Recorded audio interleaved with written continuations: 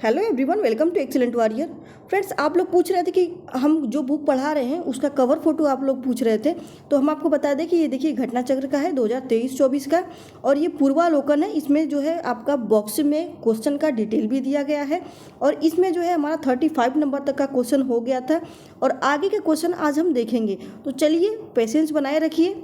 ये जो क्वेश्चन है ये सब अगर आप सॉल्व कर ले रहे हैं तो इसमें से आपका 31 क्वेश्चन जो है पूरा का पूरा मिला था। तो चलिए देख लेते हैं। इसमें 35 नंबर का क्वेश्चन हो गया था, त्रिपिटिका किसकी धार्मिक पुस्तक है।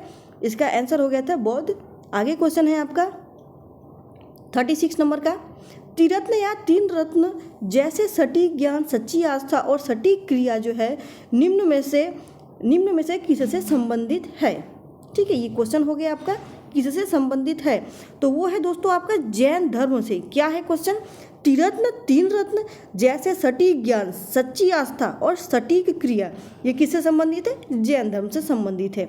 बॉक्स दोस्तों आप लोग खुद देखते रहिएगा। आगे चलते हैं 37 नंबर का क्वेश्चन, निम्न में से कौन सी बात बौद्ध धर्म या जैन धर्म में समान नहीं है। यानी बौद्ध धर्म जैन धर्म से कैसे डिफरेंट है ये पूछा जा रहा है। देखिए, निम्न में से कौन सी बात बौद्ध धर्म तथा जैन धर्म में समान नहीं है। तो वो है दोस्तों आत्मदमन का तरीका दोनों लोग का अलग होता है, जैसा कि आप लोग थ्योरी पढ़े ही होंगे। आगे देख लेते हैं। देखिए, ये बॉक्स का आप लोग देख लिया करिए, ठीक है। और मोस्ट ऑफ द फोकस हमारा ये है दोस्तों कि जो दिया गया है क्वेश्चन, ये क्वेश्चन आपका प्रीवियस ईयर में फ्रीक्वेंटली पूछा जाता है, जिस वजह से हम सोच रहे हैं आप लोग पूरे क्वेश्चन को रैपिड फायर में पूरा कंप्लीट कर लीजिए। ठीक है, तो 38 नंबर का क्वेश्चन है, बोध गया में बोधि वृक्ष अपने वंश की इस पीढ़ी का है। ठीक है, अपने वंश की किस पीढ़ी का है। तो ये हो जाएगा दोस्तों, इसमें देखिए थोड़ा सा कन्फ्यूज़न है। ठीक है, ये जो है अगर आपका दिया जा रहा है बिहार में जो TRE 4, अगर उसमें आ रहा है क्वेश्चन आपका TRE 4 में, तो उसमें 5 ऑप्शन रहेगा। ठीक है, 5 ऑप्शन में से आप जो है ये C वाला भी लगा सकते हैं, और आप लोग जो है D वाला भी लगा सकते हैं। यानी कि अगर आपके ऑप्शन में दिया जाता है पंचम और षष्टम, तो आप दोनों का दोनों लगा सकते हैं। ठीक है, अगला देख लेते हैं, बाबर की गुफाओं का उपयोग किसने आश्रय गृह के रूप में किया। ठीक है, किसने आश्रय गृह के रूप में किया? तो वो किए थे आपके आजीविकों ने। किसने किया था? आजीविकों ने। अगला देखते हैं। अगला क्वेश्चन है दोस्तों, आजीवक संप्रदाय के संस्थापक थे। आजीवक जो हैं वो किस संप्रदाय के संस्थापक थे? तो वो हो जाएगा दोस्तों, वो हो जाएगा आपका C नंबर का मखली गोसाल। ठीक है, मखली गोसाल। अगला क्वेश्चन है, पाटलिपुत्र के संस्थापक थे। ठीक है, अब ये देखिए इसमें जो है थोड़ा सा इसका कोई भी आंसर नहीं दिया गया है, जिस वजह से आपको हम एक बार बॉक्स पढ़ के दिखा देते हैं। ठीक है, पाटलिपुत्र की स्थापना अजातशत्रु ने गंगा और सोन नदी के संगम पर पाटली ग्राम के एक किला बनाकर की थी। ठीक है, किसने किया था इसका? अजातशत्रु। ठीक है, वो क्या किए थे? गंगा और सोन नदी के संगम पर पाटली ग्राम में एक किला बनाए थे, जिसमें कि ये पाटलिपुत्र का संस्थापक बने। ठीक है, उदयन मगध साम्राज्य की राजधानी राजगृह से पाटलिपुत्र स्थानांतरित किए। यह नगर शिशुनाग वंश, नंद वंश और मौर्य वंश की भी राजधानी रहा है। ठीक है, अगला क्वेश्चन देखते हैं। 42 नंबर का क्वेश्चन है, किस शासक द्वारा सर्वप्रथम पाटलिपुत्र का राजधानी के रूप में चयन किया गया। अभी ऊपर हम लोग क्वेश्चन देखे हैं, किसने किया है? तो वो किए थे आपके उदयन किए थे। कौन किए थे? उदयन किए थे। देखिए, उपयुक्त प्रश्न की व्याख्या देखिए ऊपर, अभी कुछ देर इसके पहले वाले क्वेश्चन में हम आपको बताए थे। अगला देख लेते हैं। 43 नंबर का क्वेश्चन है, निम्नलिखित में से किस राजा ने पाटलिपुत्र बसाया था। कौन से राजा थे जो पाटलिपुत्र बसाए थे? तो वो थे दोस्तों उदयन। अभी क्वेश्चन आप देखे हैं ऊपर, सेम क्वेश्चन है, तो आप इतना से अंदाजा लगाइए कि सेम रिपीट कर रहा है, फ्रिक्वेंटली रिपीट किया गया है। जिसे इस साल पूछा गया तो अगले साल भी पूछा गया। ये बहुत ज़्यादा इंपॉर्टेंट बुक है दोस्तों। ठीक है, अगला देख लेते हैं कि ये सूची का मिलान करना है। ठीक है, सूची का मिलान करना है, तो देख लेते हैं। इसमें दिया गया है कि ताम्रपाषाण युगीन स्थल, ताम्रपाषाण युगीन स्थल दिया गया है और ताम्रपाषाण युगीन सभ्यता स्थलों की नदियाँ। अब जो ताम्रपाषाण युगीन है उसकी जो नदियाँ हैं उसके बारे में दिया गया है। तो आइए एक बार आपको यहाँ से दिखा देते हैं, ठीक है, व्याख्या दिखा देते हैं, ज़्यादा कन्फ्यूजन आपको ना हो जिस वजह से हमको यहाँ पे व्याख्या बताना पड़ेगा, ठीक है। देखिए इसमें जो बताया गया है आहार जो है आपका, आहार ताम्रपाषाण युगीन जो है स्थल जो है वो कहाँ पर है, तो वो है आपका बनारस, ठीक है।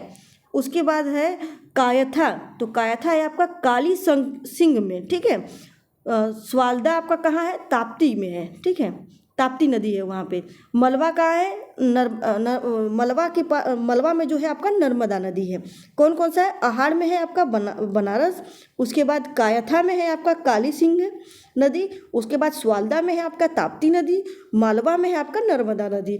अगला क्वेश्चन है पाटलिपुत्र में बुलाई गई प्रथम जैन संगीति के अध्यक्ष कौन थे, यानी जो जैन संगीति बनाई गई थी पाटलिपुत्र में, जैन संगीति जो बुलाई गई थी उसकी अध्यक्षता किसने किया था, तो वो किए थे आपके स्थूलभद्र। याद करिए कहाँ के, पाटलिपुत्र की जो जैन संगति, जैन का बात हो रहा है, जैन संगति स्थूलभद्र बुलाए थे, मतलब अध्यक्ष रहे हैं उसके। अगला क्वेश्चन है किस शासक ने अपनी राजधानी पाटलिपुत्र से स्थानांतरित की। देखिए कितना बार क्वेश्चन आया, आप स्वयं देखिए कितने बार क्वेश्चन आया। अभी थोड़ा देर पहले ये हुआ था कि किसने स्थानांतरित की थी। अगला क्वेश्चन है विश्व का प्रथम गणतंत्र वैशाली में किसके द्वारा स्थापित किया गया, किसके द्वारा स्थापित किया गया, वो लिच्छवी, ठीक है, लिच्छवी के द्वारा, जो लिच्छवी है उनके द्वारा किया गया। विश्व का पहला गणतंत्र राज्य के रूप में पूछा जाता है तो वो होता है आपका वैशाली होता है। वैशाली में किसके द्वारा स्थापित किया गया, तो वो किया गया था लिच्छवी के द्वारा। देखिए ये रैपिड फायर है दोस्तों, डिटेल में हम नहीं बताएंगे आपको, चूँकि डिटेल में बताएंगे तो क्वेश्चन समझिए छूट जाएगा, ठीक है। अगला है मगध की प्रारंभिक राजधानी कौन सी थी। ये क्वेश्चन आपका TRE 1 में भी आया था क्वेश्चन। मगध की प्रारंभिक राजधानी जो थी वो थी राजगृह थी, ठीक है। अगला क्वेश्चन है मगध शासक बिंबिसार का चिकित्सा कौन था। चिकित्सा कौन था, तो चिकित्सा थे इनके जीवक नाम का एक चिकित्सक थे, वही थे बिंबिसार के चिकित्सक थे, ठीक है।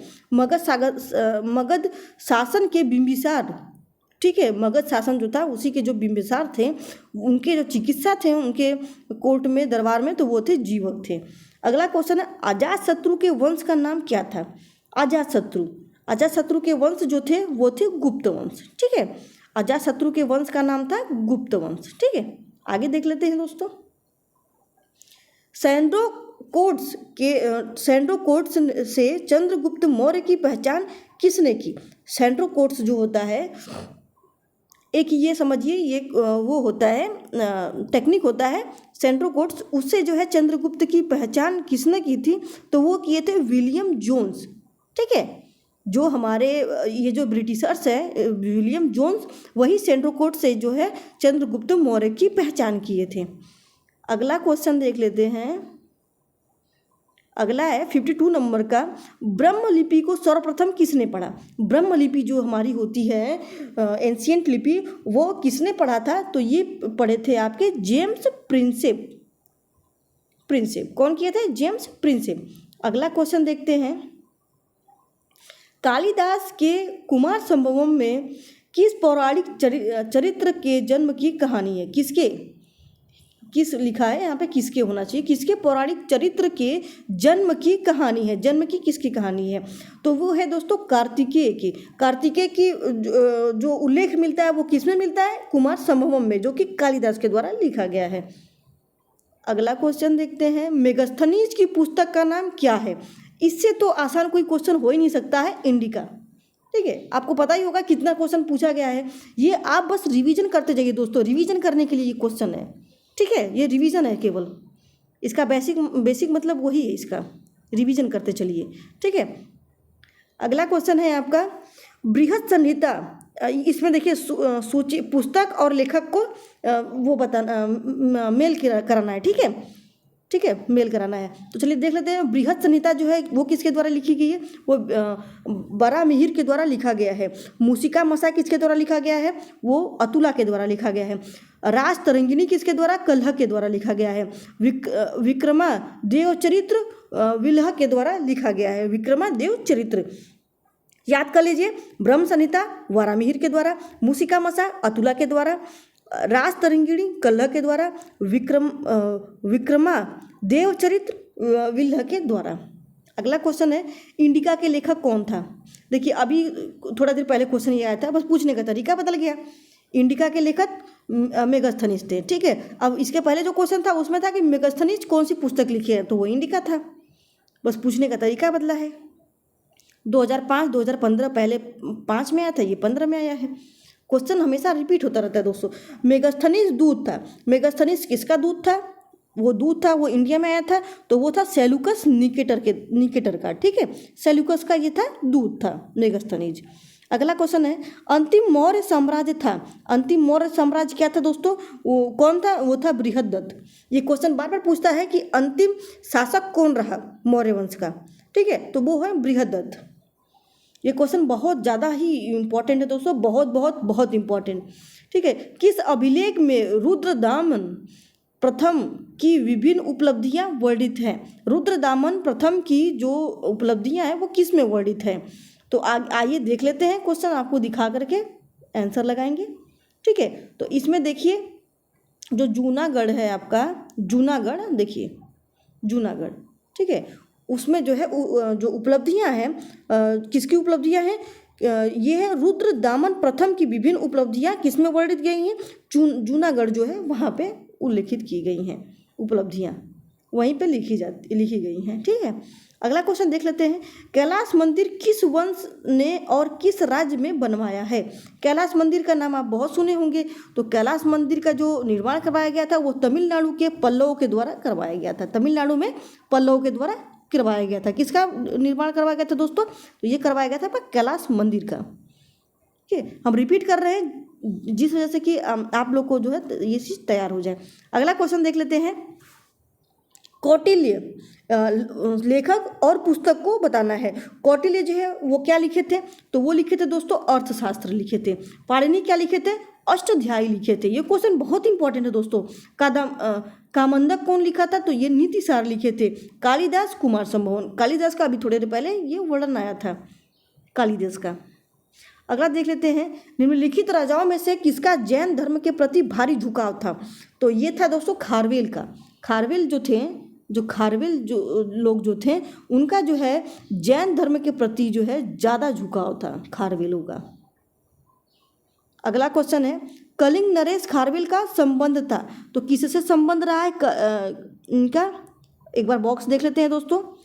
कलिंग नरेश खारवेल का जो संबंध था वो पूछा गया है, तो उसका जो आंसर हो जाएगा दोस्तों ई हो जाएगा। अब इसमें देख लेते हैं, कालिंग के चेदी राजवंश के संस्थापक महामेघवान नामक व्यक्ति था, ठीक है। राजवंश का संस्थापक कौन था, महामेघवान थे, ठीक है। अतः इस वंश का नाम महामेघवान वंश भी पड़ गया। इस वंश का सर्वाधिक शक्तिशाली शासक खारवेल हुआ। खारवेल के इतिहास के अध्ययन का एकमात्र साधन जो है हाथी गुफा अभिलेख है, ठीक है। कहाँ पे, हाथी गुफा अभिलेख। और कालिंग नरेश का खारवेल का संबंध क्लियर हो गया दोस्तों। आगे चलते हैं, प्राचीन भारत का नेपोलियन किसे कहा जाता है, तो ये कहा जाता है दोस्तों, नेपोलियन जो कहा जाता है वो कहा जाता है आपका समुद्रगुप्त को। किसको कहा जाता है, समुद्रगुप्त को। अगला क्वेश्चन है, गुप्त साम्राज्य जिसने हुणों को पराजित किया, यानी पराजित किए थे, कौन किए थे, गुप्त साम्राज्य, ठीक है। वो किसको किए थे, स्कंदगुप्त को, ठीक है। गुप्त साम्राज्य जिसने हुणों को पराजित किया। हुणों एक वो थे, अटैक करने वाले थे, तो उनको पराजित कौन किया था, वो किए थे स्कंदगुप्त किए थे। अगला क्वेश्चन देखते हैं, 66 नंबर का क्वेश्चन है, किस प्रकार की भूमि को अप्रहात कहा जाता था। देखिए सबका सब प्रीवियस ईयर है, ठीक है। बिना जोती हुई जंगली भूमि, ठीक है, बिना जोती हुई जंगली भूमि को क्या बोलते थे, अप्रहात। उस पर जो है कोई भी प्रहार नहीं किया गया हो। अगला क्वेश्चन है, चीनी यात्री सुंग यून ने भारत की यात्रा की थी। ठीक है, सुंग युन जो है भारत की यात्रा किए थे। वो कब किए थे दोस्तों? तो वो किए थे आपके 515 से 520 ईस्वी में। ठीक है, अगला है हर्षवर्धन के शासन में किस चीनी यात्री ने भारत की यात्रा की? अब बताइए, ये क्वेश्चन जो है आपका आता है और आप लोग जो है उसको छोड़ आते हैं। तो इसका जो आंसर हो जाएगा दोस्तों वो हो जाएगा ह्वेनसांग। ह्वेनसांग जो थे वो हर्षवर्धन के शासनकाल में भारत में आए थे। ये एक चीनी यात्री थे। अगला है कलह की पुस्तक का नाम क्या है? ठीक है, कलह की पुस्तक जो है कौन सी है? राजतरंगिणी। अभी थोड़ी देर पहले ऊपर हम आपको बताए थे कि कलह की पुस्तक का नाम जो मैच हराना था उसमें आपको हम बताए थे। तो देखिए ना, क्वेश्चन वही है, बस पूछने का तरीका थोड़ा सा बदल जा रहा है। और यहाँ तक कि सेम भी क्वेश्चन आया हुआ है, सेम पैटर्न में आया हुआ है। ठीक है, उदंतपुर शिक्षा केंद्र निम्न में से किस राज्य में अवस्थित था? कौन सा? उदंतपुर। देखिए, उदंतपुर शिक्षा केंद्र निम्न में से किस राज्य में अवस्थित था? तो वो था दोस्तों बिहार में। ये ठीक है, ये भूलिएगा नहीं। क्वेश्चन क्या है? क्या है ये क्वेश्चन दोस्तों? उदंतपुर। ठीक है, उदंतपुर कहाँ रहा है, कहाँ पे है शिक्षा केंद्र? ये है आपका दोस्तों बिहार में है। अगला क्वेश्चन है कर्नाट वंश का संस्थापक कौन था? कर्नाट वंश का संस्थापक नन्यदेव थे। ठीक है, कौन थे दोस्तों? नन्यदेव थे। ठीक है, अगला क्वेश्चन है कन्नड़ वंश का अंतिम शासक कौन था? तो वो थे दोस्तों हरि सिंह। कौन थे? हरि सिंह थे। अगला क्वेश्चन है किस काल में अछूत की अवधारणा स्पष्ट रूप से उद्धृत हुई थी? किस काल में हुई थी दोस्तों? तो ये हुई थी दोस्तों धर्मशास्त्र के समय में। ठीक है, ये क्या हुई थी? अछूत की अवधारणा जो है स्पष्ट जो है उदित हुई थी। अगला क्वेश्चन है कनिष्क के शासनकाल में बौद्ध सभा किस नगर में आयोजित की गई थी? तो कनिष्क के शासनकाल में जो है बौद्ध सभा जो है आयोजित की गई थी। वो की गई थी दोस्तों कश्मीर में। कनिष्क कश्मीर, याद रखिएगा, कनिष्क कश्मीर। ठीक है, अगला क्वेश्चन देख लेते हैं प्रथम बौद्ध संगति के अध्यक्ष कौन थे? ठीक है, प्रथम बौद्ध संगति जो बुलाई गई थी उसके अध्यक्ष कौन थे? तो वो थे दोस्तों महाकश्यप। ठीक है, तो देखिए आज जो है 75 क्वेश्चन हम कर लिए। चैनल को लाइक शेयर सब्सक्राइब करना दोस्तों नहीं भूलिएगा। चैनल पे यदि आप नए हैं तो जरूर से आप लाइक शेयर सब्सक्राइब जरूर कर दीजिएगा। और जो भी क्वेश्चन है दोस्तों ऐसे ही थोड़ा करके हम आपका जो है आपको पता भी नहीं चलेगा और क्वेश्चन आपका रिवीजन हो जाएगा। और मोस्ट ऑफ द क्वेश्चन यहीं से आता है, नो डाउट। आप जो है एक हफ्ते पढ़ लीजिए, आपको रिस्पॉन्स समझ में आ जाएगा कि क्वेश्चन वाकई में वहाँ से आया है कि नहीं आया है। तो चलिए, चैनल पे यदि आप नए हैं तो चैनल को लाइक से सब्सक्राइब करना नहीं भूलिएगा। और जो भी डाउट हो दोस्तों कमेंट बॉक्स में आप करिएगा, जो भी डाउट होगा हम क्लियर कर देंगे। तो चलिए मिलते हैं अगले वीडियो में।